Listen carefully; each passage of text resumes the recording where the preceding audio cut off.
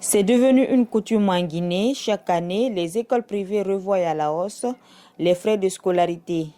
De l'inscription à la réinscription jusqu'au coût de la fin du mois, tout augmente. Ce parent d'élève juge cette situation inquiétante. Je suis venu inscrire mon enfant. Il fait la maternelle. C'est trop pour moi. Je l'ai même prié de diminuer un peu, mais ils disent que le fondateur dit que pour le moment de ne pas parler de ça. Mais comme c'est notre enfant, on n'a pas le choix. On fait ça malgré nous. On n'a pas le choix. Face à cette réalité, ce directeur d'école se défend donc. Nous allons dire aux parents d'élèves de comprendre aussi les difficultés dans les écoles. Nous sommes avec des enseignants qui sont mariés, qui sont logés, qui ont besoin aussi de mieux vivre. Et chaque année, ces enseignants-là demandent une augmentation des salaires. C'est en fonction de ça que nous faisons des petites augmentations chaque année.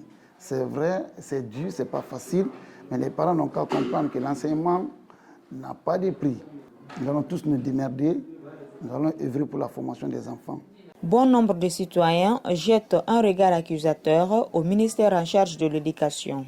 Pour eux, le département a quelque part aussi démissionné dans son rôle. J'accuse l'enseignement en général parce qu'ils ne prennent aucune disposition par rapport à ça. L'augmentation abusive des frais de scolarité, d'inscription et de réinscription, ils ne peuvent pas dire qu'ils ne sont pas au courant. On ne tient pas compte de la vie du Guinéen parce que la majeure partie des fonctionnaires ont leurs enfants dans ces écoles privées. Donc si on tenait compte de leurs difficultés, on n'allait pas chaque année augmenter les frais de scolarité. Au-delà de cette augmentation, les écoles privées sont aussi accusées de faire payer aux parents d'élèves des mois non étudiés.